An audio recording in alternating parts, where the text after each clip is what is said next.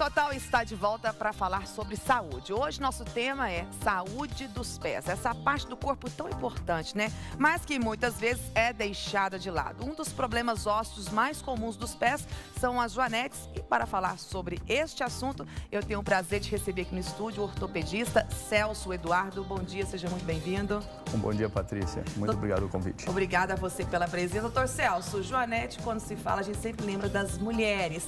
Acomete mais o público feminino ou o masculino? Sim, acomete mais o gênero feminino numa proporção de 9:1. Nossa, é muito significa alto. que para cada um homem acometido, tem 9 mulheres que já são acometidas. Qual o motivo? A gente acha que tem 2 fatores predisponentes principais. Um fator genético, certo? Quer dizer, a pessoa tem uma predisposição para poder nascer isso e em alguma parte da vida dela, ela vai manifestar. O segundo fator é um fator social, relacionado ao uso de calçados. Inadequados, certo? Isso. Principalmente os calçados, aqueles que a gente chama de câmara anterior estreita, de bico fino, e aqueles calçados com salto. Nossa, então para quem usa salto, corre um sério risco de adquirir uma joanete ao longo da vida, né? Se tiver predisposição genética, sim. Nós vamos colocar umas imagens aqui na tela. Eu queria que o senhor comentasse a respeito pra gente. Vamos lá, Bruno? Coloca pra gente. E aí, doutor Celso? Esse é o popular joanete. A gente chama essa condição, na realidade, de hallux valgo. Hallux significa dedão para nós. Valgo significa um desvio para fora em relação à linha média do corpo. Então, é o dedão para fora. Quando esse dedão vai para fora, existe uma saliência que vocês veem ali apontado pela seta. Essa saliência nada mais é do que uma própria parte do corpo que a gente chama de primeiro metatarsiano. Na realidade, não cresceu nada ali. O que acontece é que há um desvio do dedão para fora e deixa aparente essa parte que é normal no corpo. Então, não está crescendo nada, e sim manifestando. Essa aí, doutor Celso? É esta mesmo. Então, como vocês veem, né, do lado direito, o hallux, o dedão, né, o dedão ele começa a vir para fora. Quando ele sai para fora, existe uma saliência que se forma, entre aspas, certo? Devido àquele osso antes, aquele primeiro osso, chamado primeiro metatarsiano. E é ali que vem a dor, né? É ali que vem a dor, Fica principalmente. bem incisivo. Fica. Nós vamos para a próxima imagem. Ah lá, fica Sim, até vermelho, né? Isso mesmo. Devido ao uso contínuo de calçados fechados, há uma fricção dessa parte da pele, certo? Junto ao calçado fechado, levando a essa hiperemia, a essa vermelhidão. Se não ocorrer tratamento, isso não tem como mudar, certo? Isso ou vai ficar do mesmo jeito ou vai piorar. Pode piorar? Pode. Aumenta? Aumenta ainda mais. Na realidade, o hallux, aquele dedão ali, né? Ele começa a se apinhar junto ao segundo dedo, aquele dedo do lado. O apinhamento desse daí é que vai fazendo a condição piorar. Nossa, e a dor fica insuportável, né? Fica. Para quem tem relatos. Junto com isso, pode vir também algumas deformidades lá na planta dos pés, certo? Principalmente sobre a cabeça dos outros ossos. Nós vamos continuar batendo papo sobre este assunto. Agora a gente vai sanar algumas dúvidas do nosso público, pode ser? Pode ser. A primeira pergunta na tela para mim, Bruno. Deixa eu ler aqui. Quais são os tratamentos mais comuns para joanetes e calos? A pergunta é da Ana Luísa Castro, do bairro Moarama, aqui da cidade de Uberlândia. Bom, já que o senhor tocou no assunto aí, que a gente tem que tratar para não piorar a joanete, o que seria o tratamento, então? Para cada caso é um caso? É um tratamento específico? Sim, é um tratamento específico. Ana Luísa, ela tem essa questão devido a uma preocupação corriqueira entre assim, a população. Se mudar o calçado depois de já instalado a joanete, ajuda. Na realidade, como eu disse anteriormente, vai ficar do mesmo jeito. As soluções são paliativas. Se já tiver o joanete instalado, certo? E se esse está doloroso e está incapacitando está incapacitando a paciente a usar o calçado, a melhor forma de correção conhecida na medicina é mesmo a cirurgia. A indicação de intervenção cirúrgica. Sim. Não confundir com aqueles casos que há uma saliência, porém ela não é dolorosa e que ela procura o médico. Quando ela procura o médico, a gente orienta o uso de calçados mais adequados, soluções paliativas, mas a gente avisa que a calosidade ela pode permanecer, porém o objetivo do médico é não torná-la dolorosa. Tá certo. A orientação é procurar um especialista, né? Esse é o caminho. A próxima pergunta na tela pra gente. Existe alguma idade específica para se desenvolver joanetes? A pergunta é do Luiz Eduardo, do bairro Luiz Oste de Freitas, da cidade de Uberlândia. Era uma pergunta que eu queria fazer. A gente começou a tocar no assunto no começo do nosso bate-papo. Tem uma determinada idade? É na fase adulta, ainda é na adolescência? Existe de tudo um pouco. Na realidade, a prevalência, quer dizer, o número de casos por ano em uma determinada população é maior entre 50 a 70 anos. Olha só. Sim, é maior nessa idade, mas pode ocorrer desde em adolescentes, para você ter uma ideia. Aí é uma condição específica que a gente chama de hálux valgus juvenil. Essa condição, ela está intimamente ligada à parte genética, certo? E a outros fatores intrínsecos do pé.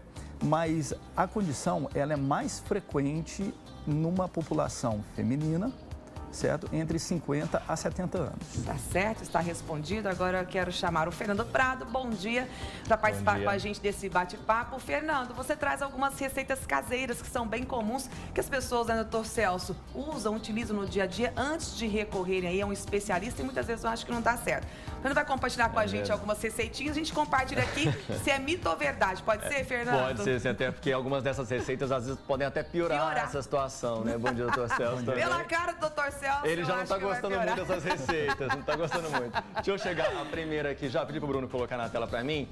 Nós descobrimos aqui, olha só, o óleo de lavanda. O óleo de lavanda como uma possibilidade aí, né, um paliativo que alivia a dor e a inflamação na zona afetada.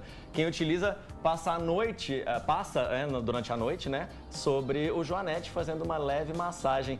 Procede, doutor Celso? Não, na realidade, o que é conhecido na medicina que são soluções paliativas. Certo. Esse óleo, ele tem a função de aliviar temporariamente a dor, mas é o seguinte, se o dado paciente, ou vamos dizer, quem é que tem essa condição, no outro dia se mostrar aliviado, saiba que dali 6 horas ou 7 horas vai começar a doer de novo se ele voltar a usar um calçado fechado ou uma outra medida que a gente condena. Isso daí, antigamente a gente chamava muito de escalda-pés. Ele serve para tudo, ele serve para quem é que tem joanete, ele serve para quem é que tem calo, para quem é que tem dor no pé. Verdade. Mas é uma solução temporária, ela não garante que a joanete ela vai regredir. Sim. Ou ainda que essa dor ela não vai ter dor durante meses, Sim. certo? Apenas durante aquele tempo, porque é uma solução paliativa. É só até chegar no consultório do médico mesmo, é aquela dorzinha. Ou a situação piorar. É verdade. Então tem mais uma aqui que eu imagino que seja mais ou menos o mesmo processo. Temos na tela aqui, cadê? A arruda também, né? Tem uma outra receita caseira que diz que para a gente fazer uma infusão nos pés aí por 15 minutos também durante a noite. Na arruda, segue mais ou menos o mesmo processo desses escalda-pés. É, mais ou menos, porque na realidade a lavanda ela tem algumas propriedades que elas são analgésicas na hora, certo? O mesmo que tem o gel de arnica, certo? Agora, a arruda, ela não tem essa propriedade. Então, na realidade, vamos dizer assim, é mais paliativo ainda, quer dizer, talvez só na hora e a solução seja dada muito mais pelo banho de água fria. Entendi. Certo? Então, você molhar seus pés num banho de água fria e molhar seus pés num banho de água fria e arruda é a mesma coisa. Então, essa é a pergunta, então, pra gente finalizar aqui, então, Patrícia, que é essa questão do quente e do frio também. Tem pessoas que fazem compressas, térmico, né? dão esse choque térmico. Ele é prejudicial? Pois é, não. Na realidade é o seguinte, o médico, ele tende a pensar como o gelo. O gelo é um bom vasoconstrictor, então ele diminui o aporte sanguíneo lá naquela região. Vai dar uma aliviadinha, né? Na dor, Na dor. certo? Então, para aquilo é bom. O quente, ele é um bom vasodilatador. Ele aumenta o aporte sanguíneo ali e lá naquelas articulações que estão com dificuldade em movimentar, ele ganha a mobilidade ali. Então, às vezes, o fisioterapeuta, ele faz as duas coisas ao mesmo tempo. Ele tira a dor. E depois que ele percebe que aquela dada articulação ela tem uma dificuldade para poder movimentar, ele faz o calor local. O calor local também é um pouco analgésico, mas é de longe o gelo é muito mais analgésico. O que a gente percebe, né, Fernando, que quando a dor já está instalada, o problema já está instalado, o recurso mesmo é procurar um especialista para melhor orientação aí do que usar, de como fazer. Sim. Agora, para a gente encerrar o nosso bate-papo, as pessoas que estão em casa nos assistindo neste momento e tem que prevenir, e pode prevenir, ou está com algum indício, tem como recuar, tem como evitar a Joanete, doutora Celso? Tem sim. É o seguinte, aquelas pessoas que são identificáveis a isso, exemplo, uma adolescente ou uma jovem de 20 anos e que tem a mãe, que tem uma tia que já tem Joanetes, que já foram operadas disso. Ela, sem dúvida nenhuma, tem como diminuir a progressão da doença, mas talvez não evitá-la completamente.